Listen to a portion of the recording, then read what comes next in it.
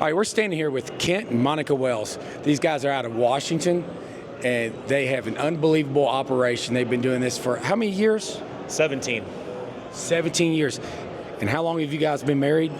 11 blissful years. How do you put up with Kent Wells? That's such an amazing question. No, he's Easily. awesome. He's awesome.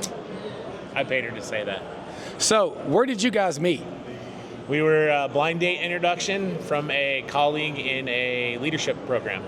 Wow. Okay. So, what is it like working as a team together? And I noticed that you have this great organization, Women in Laundry. You want to tell us a little bit about that? Yeah, I'd love to. The Women in Laundry, basically, we support women in the industry. They may be store owners or coming from the distributors, manufacturers, but women have a different experience in this very male-dominated industry, and so we're here to collaborate and support each other in that network. Right. So Kent, I noticed that you moved from a closed facility to another new large facility, and tell us about that process and why you had to move. Sure. So originally we had a laundromat for a number of years. It was a bad location that I bought. The trade area was really only half of a circle. Industrial was on one side. So people started asking us for service. We built that service business up over the last 12, 13 years. And then we finally outgrew the facility what we were in. About a year before we actually moved, we closed the doors on the laundromat because customers were getting in the way, and we were filling 3 vans every day. So it was a juggle to get it all done. The process to make the decision really hinged on us getting the full techs. After Randy Roberts, I talked him into buying one first and felt good about the decision I could make after somebody else bid into it. But within a couple weeks of actually landing that machine in our business, we realized that our labor costs were going to go down, but not only the costs, the efficiency of doing that would make it so much easier for us to expand the amount that we did long term. Our employees were less tired, we could go through much more laundry. So we started looking literally within 2 or 3 weeks after buying that machine. Kent, I noticed that I'm fortunate to be able to be on a phone call with you once a month or once every other month or whatever it is, but you have a masterminds call, and thank you for allowing me to be a part of that. It's been a game changer for me personally and my wife indirectly, because I'm able to be with great operators such as yourself. Thank you. Now, you have done a lot in this industry, and I noticed that you give back a lot to your employees, and you make us all look bad with the LinkedIn posts, and you're giving somebody 50s, 100s, and you do so much within your community and for your staff. Why do you do so much for the people who are around you, and why? There's got to be a reason why you do it, and why you're so much different than everyone else. Well, I don't think we're really that different. I think we all have big hearts. We don't have kids, so one of the things that my wife and I have decided is that our staff is super important to us, as far as us as an owner being in service to our staff that takes care of our business and our customers.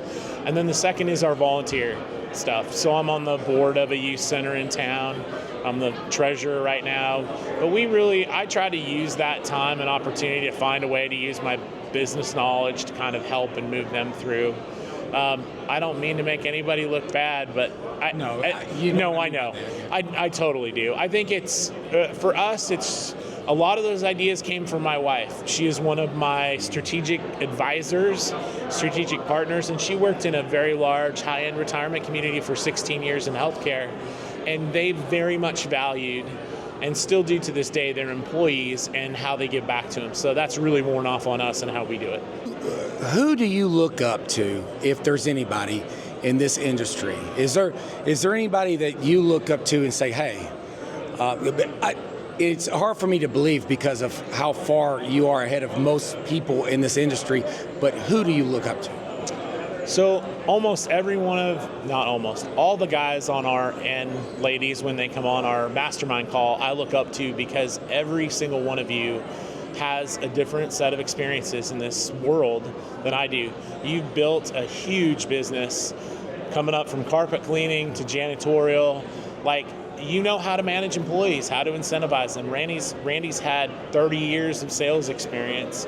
We've got folks that are engineers. Our friend Mark ran clean rooms for a big pharmaceutical company. So everybody brings something to the table. I look to you guys from that mastermind group to mentor me in the areas where I'm either deficient or trying to learn and expand in. So there's no one kind of person, I guess. It's more a conglomerate of all of us working together. Well, it seems you're like the president of the group, and just everybody's been trying to catch up with Kent Wells, because every time I talk to Randy or something, he'll go, well, I got to call Kent. I was like, well, I can maybe answer. He said, no, I got to call Kent. I was like, okay.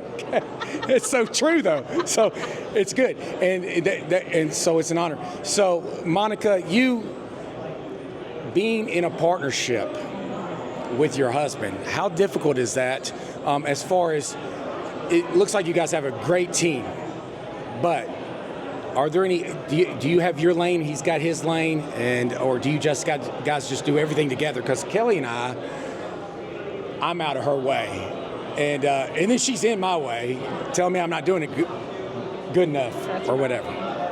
That's such a great question. It's taken us some time to figure out exactly what lanes we want to be in, and the more I get involved, the more I realize how much I have to offer. And so I'm pushing things that are not normal for us, for our business, like government contracting, which is kind of a big undertaking, and things like that. So I am stepping into places and trying to find my voice in our business, and trying to respect what he has built, and also promote continued growth in different ways. And it looks like you're building something pretty big and substantial with the Women in Network, because you're making people feel at home. I'm even jealous because I'm wearing a Women in Network, because it doesn't say Men in Network on here at all. What did you do prior to laundry? So I've had a few corporate jobs. I started after college working for Boeing. I was an industrial engineer, so I learned a little bit about manufacturing and process. Worked for a .com company around the 2000s, the dot bubble.